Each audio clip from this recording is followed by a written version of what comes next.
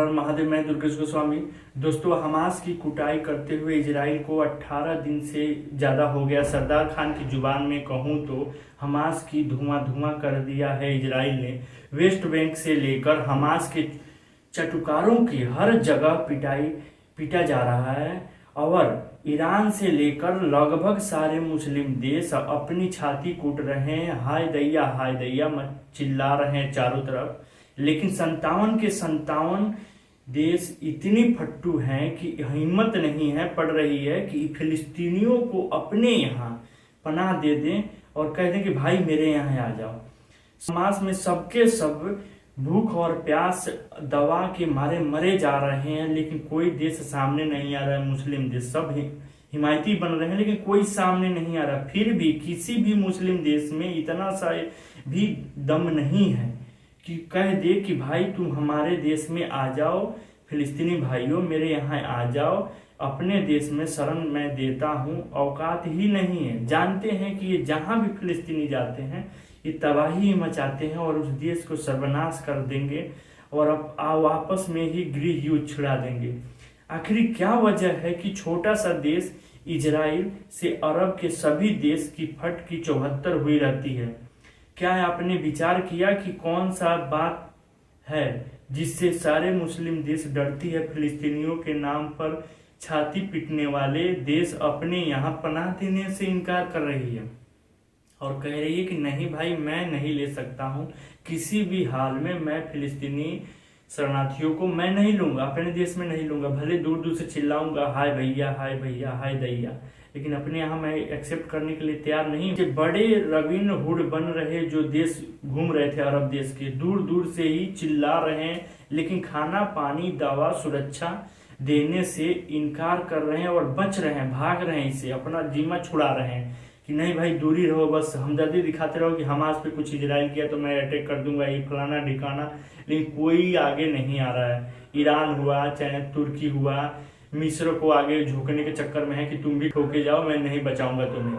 वो और आग के में झोंकना चाहते हैं। मिस्र को भी कह रहे हैं तुम भी कूद जाओ, क्योंकि पड़ोसी है, बॉर्डर छूता है उसका। अब 3 साइड से युद्ध लड़ने के लिए इजराइल बिल्कुल तैयार है। लेबनान के तरफ से एक भी देश की हिम्मत नहीं है कि खुलकर सामने आए और इजराइल को चुनौती दे कि मैं तुमसे सामने सामने युद्ध करने के लिए फ्रंट टू यानी फेस टू फेस युद्ध लड़ने के लिए तैयार हूं और तुम हमसे युद्ध करके दिखाओ। आखिर क्या वजह है कि अरब देश के लोग सभी देश इजराइल से लड़ने से भागते हैं, बचते हैं, सिर्फ दूर दूर से भौंकते हैं और चिल्लाते हैं कि मैं युद्ध करने के लिए तैयार हूं। अगर इजराइल नहीं माना हमास पे हमला से तो मैं धमकियां दे रहा है, लेकिन सामने कोई नहीं आ रहा है। इजराइली बखूबी जानता है कि भौंकेंगे सब दूर से, लेकिन पास में आने की किसी की औकात नहीं है।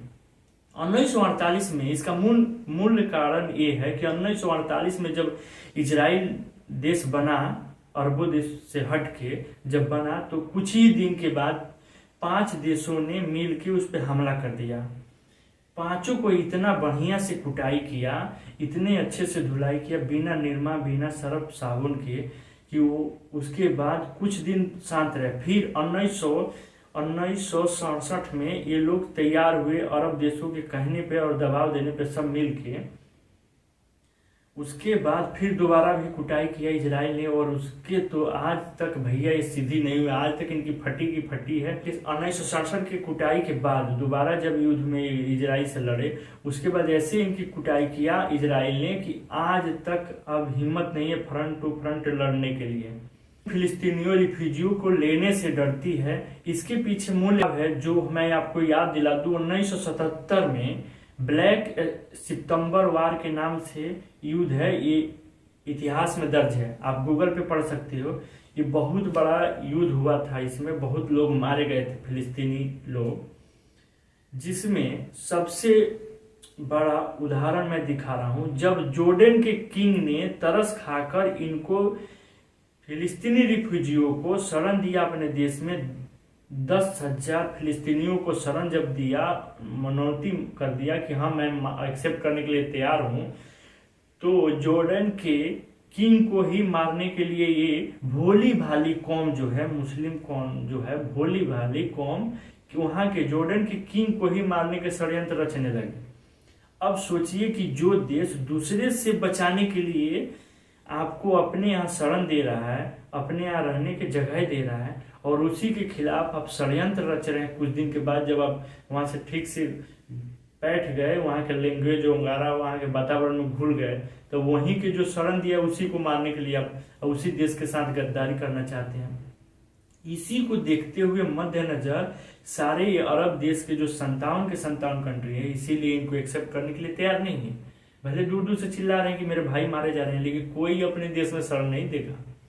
याद रखिए, यही मेन कारण है कि चिल्ला सब रहे हैं, लेकिन कोई अपने देश में इनको रखेगा नहीं। 25,000 फिलिस्तीनी मारे गए थे जब 1977 में युद्ध हुआ, उसमें 25,000 फिलिस्तीनी मारे गए थे। उस युद्ध के नाम दिया गया था ब्लैक सितंबर वार। और शर्म की बात ये कह लीजिए कि पाकिस्तान के जो सेना या पाकिस्तान के जो वहाँ के नेता हैं या नागरिक कुछ लोग हैं, वो जो मगरमच्छ के आंसू बहा रहे हैं, इनकी सच्चाई ये है कि 1977 में जब युद्ध हुआ था, उसमें पाकिस्तान के जो सेना है फिलिस्तीनी सैनिकों को मारने के कलंक इन पे है। 20,000 से ऊपर सैनिकों को पाकिस्तान के सेना ने मारा था, वहां के सैनिकों को, फिलिस्तीनी की।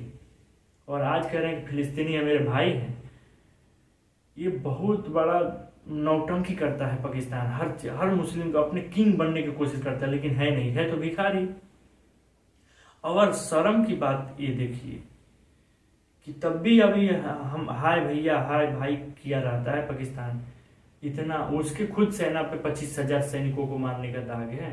कहते हैं अमेरिका क्यों इतना इजराइल के लिए छाती पीट रहा है और मदद करने के लिए आगे कूद जा रहा है। पहले दूसरे दिन से ही अपना बेड़ा भेज दिया, वायुसेना, थल सेना, नेवी को भी भेज दिया। अब देख ही रहे हो, वहां सेना अपना उतार ही रहा है, जहाज एक से एक लड़ाकू भेज रहा है। पूरे अमेरिका में यहूदी की संख्या इतना है, बहुत ऊंचे ऊंचे स्तर पे वहां अमेरिका में है यहूदी समाज के लोग। न्यूयॉर्क में 16 लाख से ज्यादा आबादी है। लॉस एंजल्स में 5.5 लाख हैं। शिकागो में 4 लाख, वाशिंगटन में 3,25,000, सिन्सफाको में 2,25,000, वाशिंगटन में 2,17,000 यहूदी रहते हैं। अमेरिका में आजादी कहोगे यहूदी की अमेरिका सरकार में, तो Tony Blinken security of state विदेश मंत्री है, वहां के यहूदी हैं जो विदेश मंत्री हैं।